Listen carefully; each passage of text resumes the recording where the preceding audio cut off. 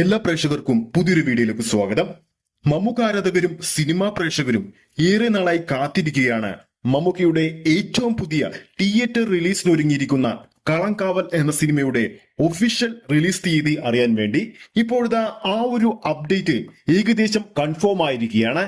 ആ ഒരു ഡേറ്റ് തന്നെ ഇപ്പോൾ സോഷ്യൽ മീഡിയയിലൂടെ പുറത്തു വന്നിരിക്കുകയാണ്.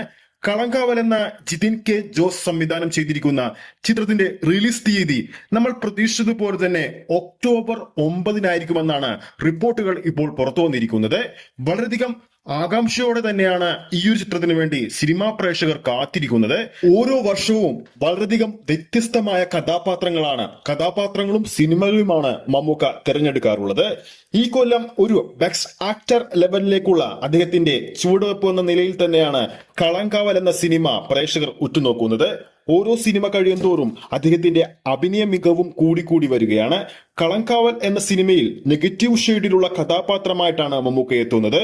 പോലീസ് കഥാപാത്രമായിട്ട് എത്തുമ്പോൾ സ്ത്രീ പീഡകനായിട്ടുള്ള ഒരു കഥാപാത്രം എന്ന ലേബലിൽ തന്നെയാണ് ചിത്രം മുന്നോട്ട് പോകുന്നതും. ഈ ഒരു നെഗറ്റീവ് ഷെയ്ഡിലുള്ള മമ്മൂട്ടിയുടെ കഥാപാത്രം പ്രേക്ഷകർക്കിടയിൽ എത്രത്തോളം ആഴത്തിൽ ഇറങ്ങിച്ചെല്ലാൻ സാധിക്കുമെന്നും ആരാധകർ ഉറ്റുനോക്കുകയാണ്. ഒരു പുതുമുഖ സംവിധായകന്റെ കീഴിൽ മമ്മൂക്കയെ വീണ്ടും ലഭിക്കുമ്പോൾ പല അഭിനയ സാധ്യതയുള്ള മുഹൂർത്തങ്ങളും പ്രേക്ഷകരെ ത്രില്ലടിപ്പിക്കുന്ന പല രംഗങ്ങളും സിനിമയിൽ ഉണ്ടാവുമെന്ന് തന്നെയാണ് പ്രതീക്ഷിക്കുന്നത്.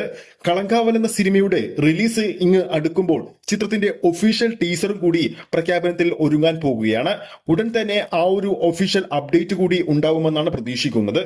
കളങ്കാവൽ സിനിമയിൽ നെഗറ്റീവ് ഷെയ്ഡിലുള്ള കഥാപാത്രമായിട്ട് മമ്മൂട്ടി എത്തുമ്പോൾ പോസിറ്റീവ് സൈഡിലുള്ള കഥാപാത്രമായി എത്താൻ പോകുന്നത് വിനായകനാണ്.